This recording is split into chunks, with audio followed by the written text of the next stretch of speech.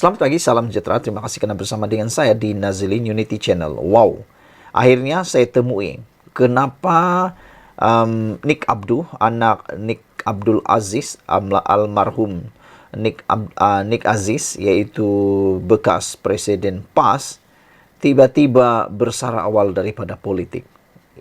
Dipetik daripada negara merdeka. Saya terfikir juga dari tadi, kenapa anak Nick Aziz ini tiba-tiba mengundur diri daripada politik, berpuasa daripada politik. Adakah beliau merajuk? Adakah beliau makan hati? Ataupun adakah beliau benar-benar memerlukan masa untuk healing? Tapi dipetik daripada negaramerdeka.com, menulis tajuk, gara-gara menerima kunjungan Perdana Menteri ke-10 iaitu Anwar Ibrahim, Nick Abdu terima padah terpaksa bersara awal daripada politik. Wah, saya masih ingat sebelum pilihan raya negeri ini dilancarkan atau diberitahu, pernah sekali Anwar Ibrahim berjumpa dengan Nick Abdu. Tetapi Anwar Ibrahim berjumpa bukan sekadar Nick Abdu, tetapi juga berjumpa bersama dengan abang Nick Abdu pada ketika itu. Sebenarnya apa yang Anwar Ibrahim mahu lakukan, itu jauh lebih besar pentingnya. Tindakan Nick Abdu membenarkan ahli keluarganya menerima kunjungan musuh politik utama PAS, Datuk Seri Anwar Ibrahim, didakwa sebagai punca namanya ditendang daripada menjadi calon di DUN almarhum ayah handanya. Memetik utusan online, bekas ahli Parlimen Bacok itu turut membuat kejutan dengan mengumumkan akan berpuasa dan berehat daripada arena politik tanah air gara-gara kecewa dengan keputusan PAS Kelantan itu. Nick Abdu menerusi satu hantaran yang dibuat naik menerusi laman sosial Facebook bagaimanapun, tidak mendedahkan tempo rehat beliau itu. Menurutnya, ia adalah tempo paling sukar buat diri beliau dan bondanya. Semoga PAS bertambah gagah dengan kepimpinan terbaik untuk memacu masa depan negara, tulis beliau lagi. Difahamkan Nick Abdu mengambil keputusan itu selepas berlaku konflik selepas namanya tidak tercalon untuk bertanding Dewan Undangan Negeri DUN Cempaka pada PRN. Sebelum ini, terdapat ura-ura bekas ahli Parlimen Bacok itu akan bertanding di kerusi DUN Cempaka yang merupakan kawasan Allahyarham bapanya. Mengukuhkan lagi dakwaan itu apabila Mersudul Ampas Datuk Seri Hashim Jasin mengesahkan bahawa nama Nick Abdu melepasi tapisan Majlis Surah sekaligus layak menjadi calon parti itu pada PRN akan datang. Bagaimanapun, nama Nick Abdu tercicir daripada arena politik negara selepas namanya tidak tersenarai.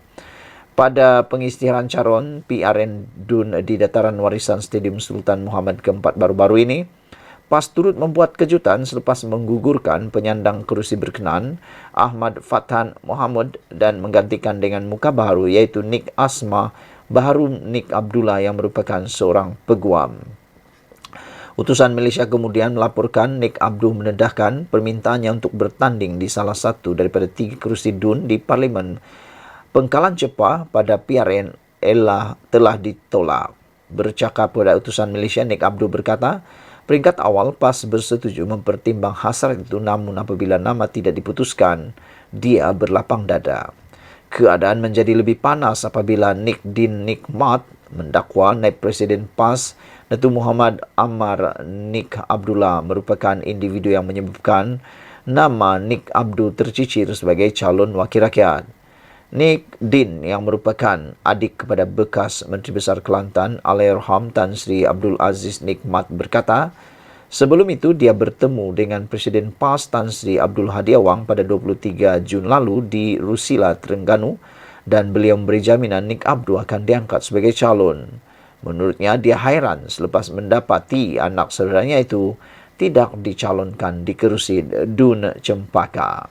Jadi, benarkah gara-gara menerima kunjungan Perdana Menteri yang ke-10, Nick Abdul Aziz atau Nick Abdu menerima padah dan tidak pula dicalonkan, terpaksa bersalah daripada arena politik?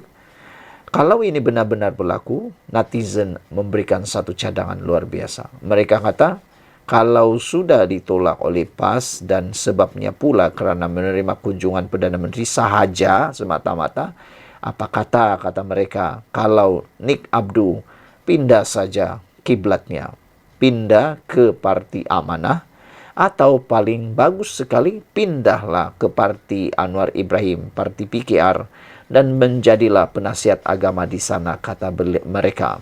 Kalau Nick Abdul menjadi penasihat agama di PKR, saya fikir ianya membuahkan satu impak besar kepada PKR khususnya dan juga UMNO, Pakatan Harapan. Sekian dulu untuk kali ini. Jangan lupa tinggalkan komen Anda, tekan butang subscribe. Kita jumpa lagi. Bye-bye.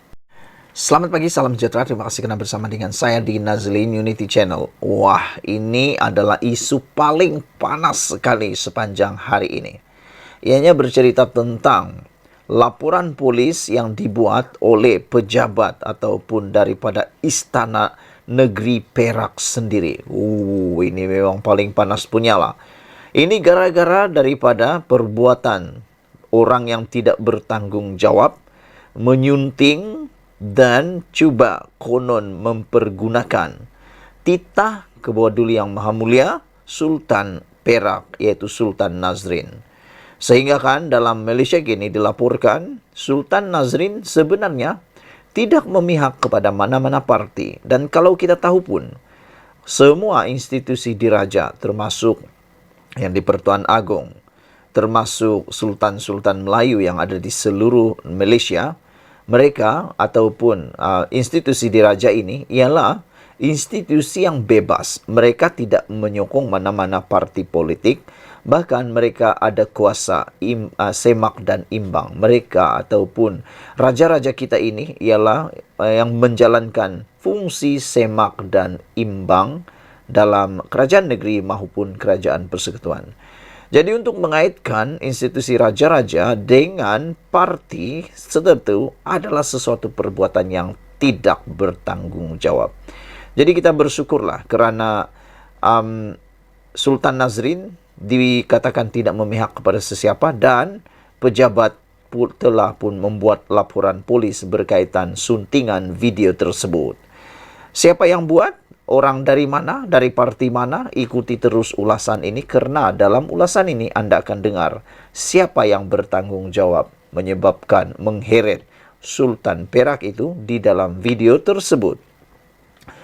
Pejabat Sultan Perak telah membuat laporan polis Sabtu lalu berhubung tindakan seorang wanita memuat naik satu klip video yang mengaitkan Sultan Perak, Sultan Nazrin Shah, dikatakan bagi tujuan meraih kepentingan politik.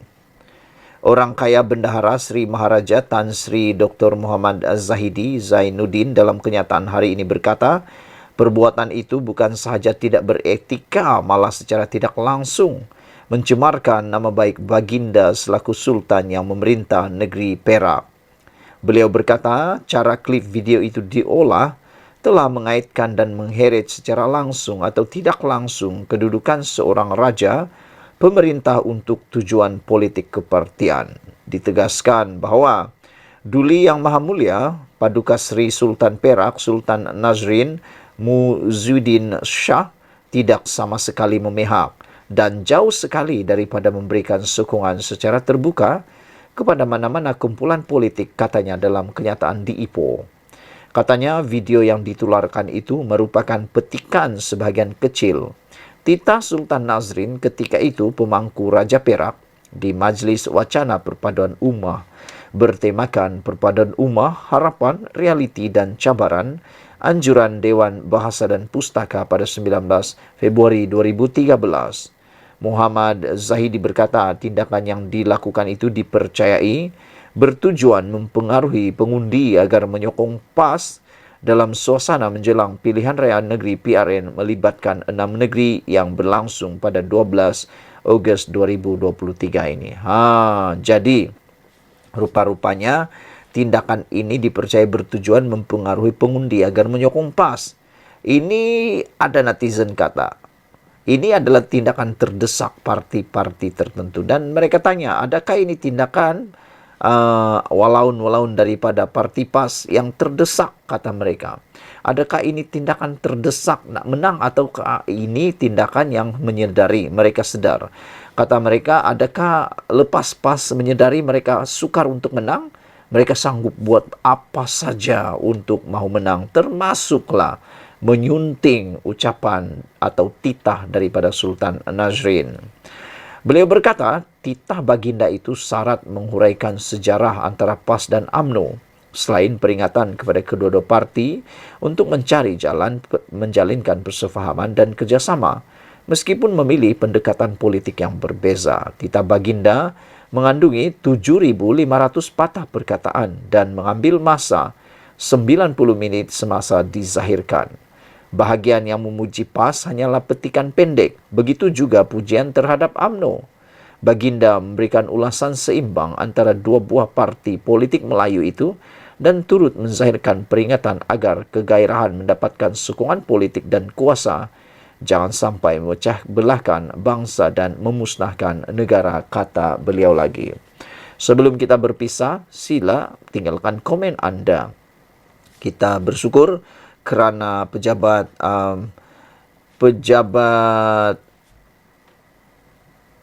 Sultan Perak telah pun membuat laporan polis ini. Dan kita terfikirlah, apakah tindakan-tindakan seperti ini adalah tindakan terdesak nak menang? Itu pertama. Yang kedua, adakah dengan ini menunjukkan bahawa tindakan perbuatan seperti itu menunjukkan PAS mula takut akan kalah?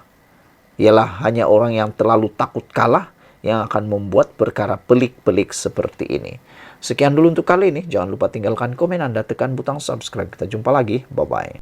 Selamat pagi, salam sejahtera. Terima kasih kerana bersama dengan saya di Nazilin Unity Channel. Saudara-saudara sekalian, ini satu lagi keputusan yang paling pastinya menggemparkan Perikatan Nasional yang ada di Kedah. Disangkakan Perikatan Nasional akan menang mudah di kawasan ataupun di negeri Kedah. Ramai orang kata Perikatan Nasional akan menang mudah di Kedah, tapi rupa-rupanya ini yang berlaku.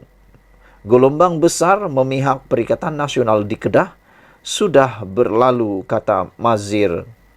Gelombang besar penolakan BN di Kedah seperti yang berlaku pada pilihan raya umum ke-15 telah reda dan berlalu, kata pengerusi BN Kedah, Mazir Khalid. Secara peribadi, Mazir berkata, dia yakin akan berlaku perubahan di Kedah pada PRN kali ini. Gelombang yang berlaku pada November tahun lalu memang sangat besar hingga membolehkan Perikatan Nasional mendapat terlalu banyak undi. Tetapi dalam PRU 14, iaitu sebelum gelombang itu wujud, PAS cuma menang 15 kerusi saja dan tidak dapat menubuhkan kerajaan. Yang menubuhkan kerajaan ketika itu adalah Pakatan Harapan PH, sebelum kerajaan itu diambil alih oleh PAS di tengah jalan. Kini, gelombang dalam PRU 15 sudah tiada dan kita kembali kepada keadaan asal. Katanya ketika ditemui media sewaktu berkempen di Kampung Kubang, Kenyeng di Padang Terap hari ini. Pada PRU 15 November lalu, Perikatan Nasional memenangi 13 daripada 14 kerusi parlimen yang dipertandingkan. Mereka yang tumbang termasuk Dr. Mahathir Mohamad dan anaknya Mukriz Mahathir yang pernah menjadi Menteri Besar sebanyak 2 kali. Malah kedua-dua mereka hilang wang pertaruhan masing-masing. BN pada PRN Kedah kali ini membentuk kerjasama dengan PH bagi berdepan PN dalam usaha merampas kembali negeri tersebut. Pada PRN Kedah 12 Ogos nanti, BN mempertaruhkan 15 calonnya berdepan cabaran PN, manakala PH bertanding di 16 kerusi.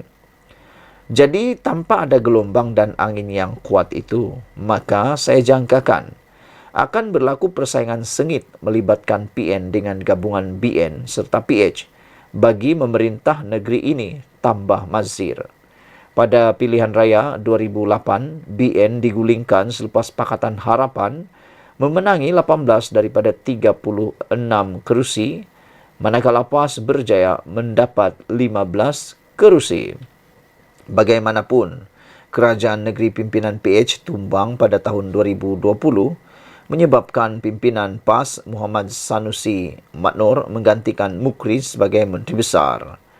Mengulas lanjut, Mazir berkata, rakyat Kedah mula menyedari betapa mereka tidak boleh menolak BN begitu saja setelah melihat perbezaan khidmat antara wakil rakyat BN dan PN di kawasan tersebut. Dalam PRU 15 yang datang, pada waktu itu bukan angin biasa-biasa, sebaliknya taufan atau ribut taufan yang menyebelahi PN. Penilaian untuk mengundi sudah tidak bergantung kepada khidmat, tetapi lebih kepada sentimen agar terus menolak BN, walau siapapun calonnya pada waktu tersebut, kata beliau lagi. Disebabkan itu saya sering ingatkan agar rakyat mengundi kerana perkhidmatan dan bukan kerana gelombang. Fikir semula apa manfaat yang mereka terima jika sekadar menderu mengikut gelombang tanpa menilai perkara-perkara lain termasuk khidmat bakal diberikan wakil rakyat, kata beliau lagi. Sekian dulu untuk kali ini. Jangan lupa tinggalkan komen Anda. Sila tinggalkan komen Anda dan tekan butang subscribe. Kita jumpa lagi. Bye-bye.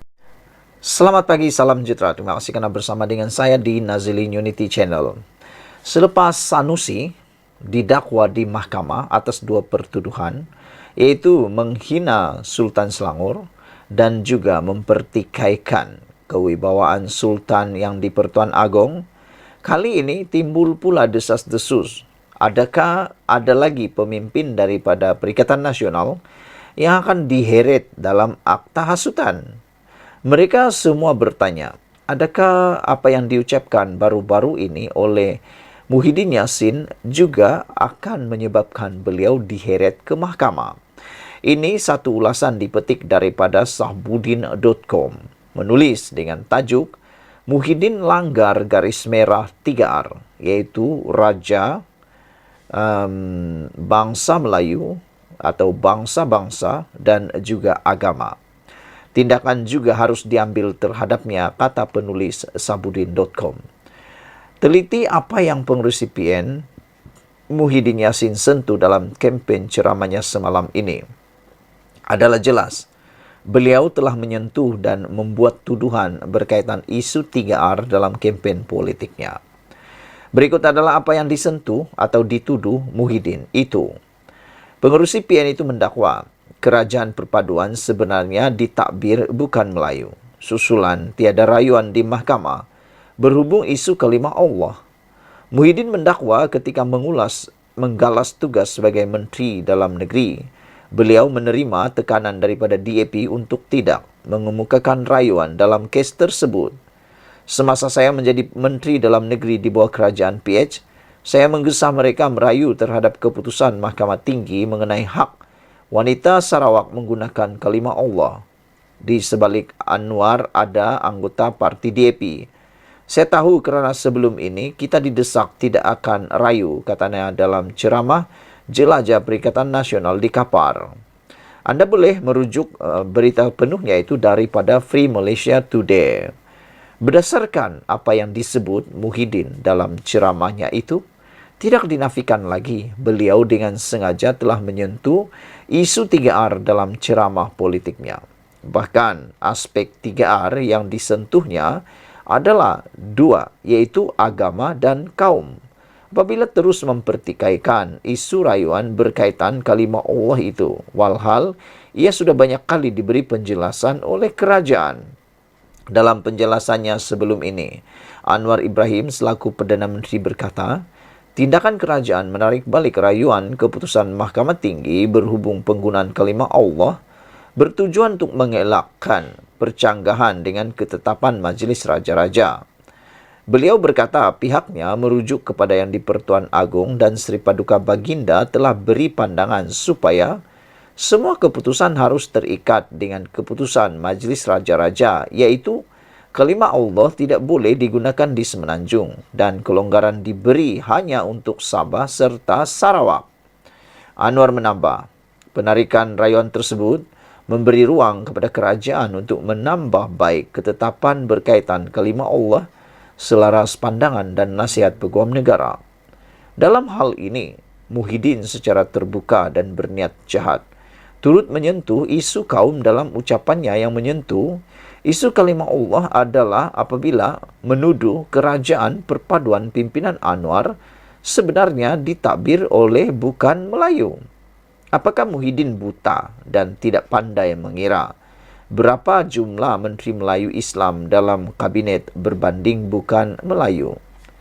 Berikutan sentuhan Muhyiddin dalam isu 3R ini, bahkan dua aspek sekaligus yaitu agama dan kaum telah disentuhnya. Di sebalik kerajaan dan pihak polis telah berkali-kali memberi amaran melarangnya, maka tunggu apa lagi? Selepas Sanusi Maknor, kini Muhyiddin juga perlu disiasat dan patut segera didakwa di mahkamah. Muhyiddin telah melanggar garis merah yang ditetapkan oleh pihak polis. Ditulis oleh Sabuddin Hussein, 31 Julai 2023. Sekian dulu untuk kali ini. Jangan lupa tinggalkan komen Anda tentang isu yang paling hangat ini. Adakah Muhyiddin akan menyertai Sanusi di dalam pendakwaan kerana telah melanggar ataupun melepasi garis merah ditetapkan oleh pihak polis? Kita tunggu dan lihat. Bye-bye. Selamat pagi, salam sejahtera. Terima kasih kerana bersama dengan saya di Nazilin Unity Channel. Saudara-saudara sekalian, ini satu lagi pendedahan paling luar biasa yang kita dapat daripada Harapan Daily. Selepas tidak dicalonkan, legasi Nick Aziz seakan-akan terpadam akibat daripada tindakan tidak dicalonkan anak Nick Aziz dalam pilihan raya negeri baru-baru ini. Sehingga adik kepada almarhum Nick Aziz turut tampil mendedahkan perkara yang pada pendapat saya jarang-jarang kita dengar. Adik Nick Aziz kata jangan undi, atau dia kata jangan undi, biarkan kalah calon PAS, kata beliau, kerana dia kata itulah yang menyebabkan anak Nick Aziz ini tidak dicalonkan. Walaupun telah dinafikan oleh pemimpin PAS, namun apabila adik Nick Aziz telah mengatakan begitu, kita pun tak tahulah sejauh mana kebenarannya. Adakah ada insiden saman menyaman lepas ini? Kita pun tak tahulah apa yang mereka akan ambil keputusan. Namun yang pastinya, selepas anak Nick Aziz, yaitu Nick Abdu, tidak dicalonkan dalam pilihan raya kali ini, seakan-akan beliau membawa diri dengan mengisytiharkan. Dia kata ini tempoh paling sukar, Nick Abdu buat keputusan berehat daripada politik. Agak sedih juga saya membacakan petikan daripada Harapan Daily ini, kerana secara peribadi saya membaca beberapa perjalanan perjuangan selain daripada Nick Abdu, juga adalah bapa beliau iaitu Tok Guru Nick Aziz, seorang ulama dan seorang pemimpin agama Islam yang luar biasa, pemimpin PAS yang juga luar biasa. Banyak ucapan-ucapan beliau yang membawa kepada perkara yang luar biasa. Tetapi apabila anak beliau iaitu Nick Abduh ini mengumumkan buat keputusan untuk berehat daripada politik, ini membuatkan kita memang bersedih. Kerana legasi Tuan Guru Tok Nick Aziz kelihatannya sekarang ini semakin pudar. Kecualilah beliau bangkit semula pada pilihan raya akan datang, ataukah Nick Abdu akan pindah parti yang mana lebih menghargai beliau. Ada pepatah mengatakan bahawa kalau orang itu dah tak menghargai anda, pergilah cari tempat lain yang lebih menghargai anda.